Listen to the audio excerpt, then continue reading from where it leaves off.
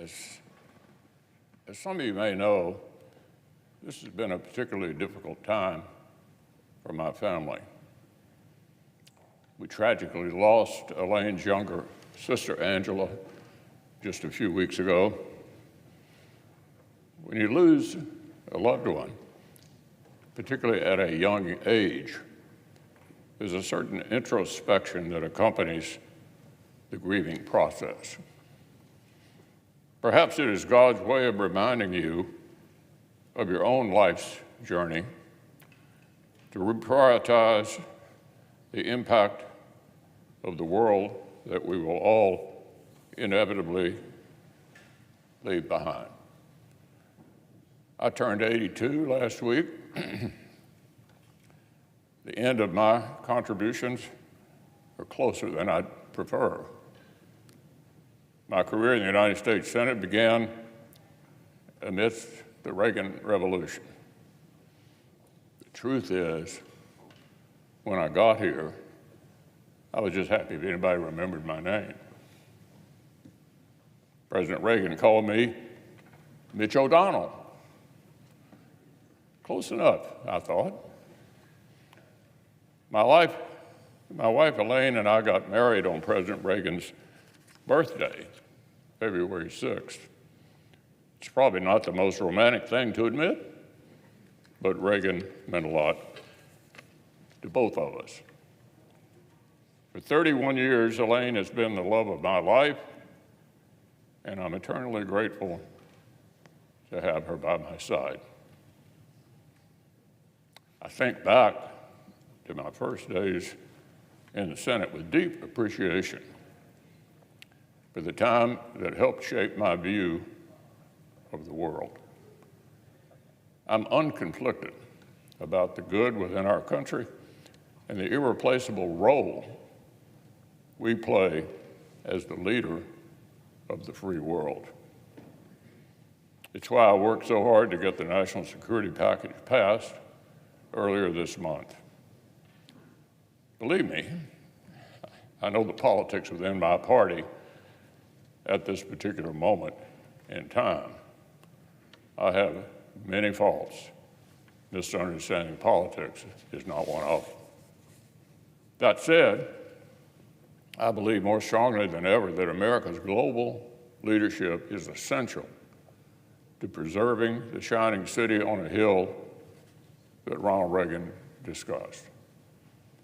For as long as I'm drawing breath on this earth, I will defend American exceptionalism.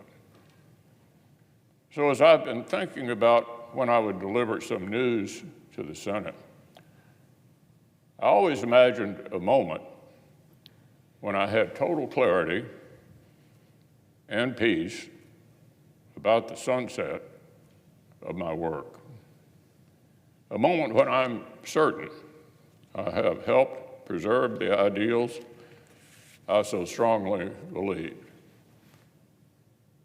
That day arrived today.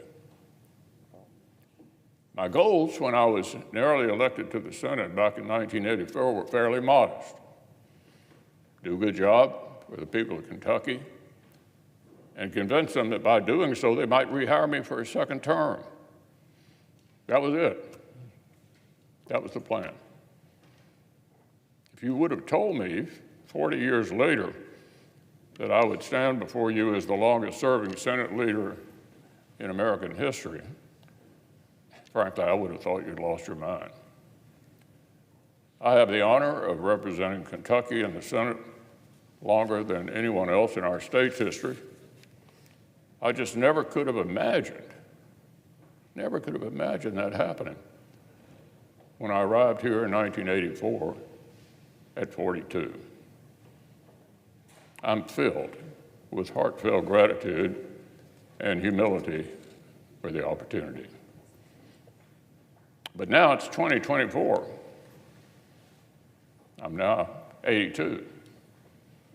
As Ecclesiastes tells us, to everything there is a season and a time to every purpose under heaven. To serve Kentucky in the Senate has been the honor of my life, to lead my Republican colleagues has been the highest privilege. But one of life's most underappreciated talents is to know when it's time to move on to life's next chapter. So I stand before you today, Mr. President, and my colleagues, to say this will be my last term as Republican leader of the Senate. I'm not going anywhere anytime soon. However, I'll complete my job my colleagues have given me until we select a new leader in November and they take the helm next January. I'll finish the job the people of Kentucky hired me to do as well, albeit from a different seat, and I'm actually looking forward to that. So it's time for me to think about another season.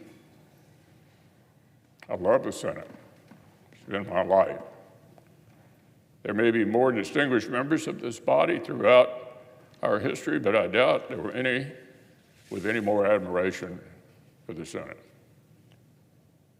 After all this time, I still get a thrill walking into the Capitol, and especially on this venerable floor, knowing that we, each of us, have the honor to represent our states and do the important work of our country. But Father Time remains undefeated.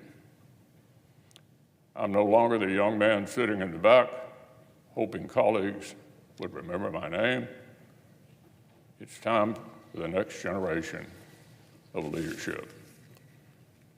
As Henry Clay said in this very body in 1850, the Constitution of the United States was not made merely for the generation that then existed, but for posterity, unlimited, undefined, endless, perpetual posterity.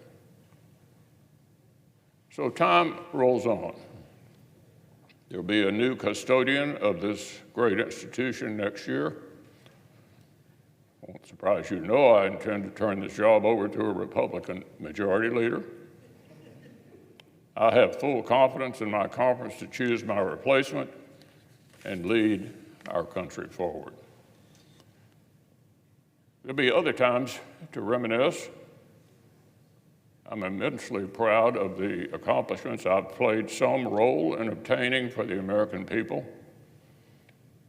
Today is not the day to discuss all of that, because as I said earlier, I'm not going anywhere anytime soon. There are many challenges we must meet to deliver for the American people, and each will have my full effort and attention.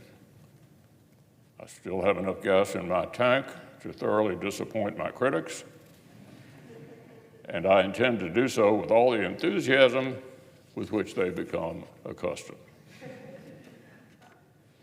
So to my colleagues, thank you for entrusting me with our success.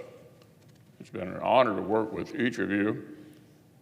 There'll be plenty of time to express my gratitude in greater detail as I sprint towards the finish line, which is now in sight.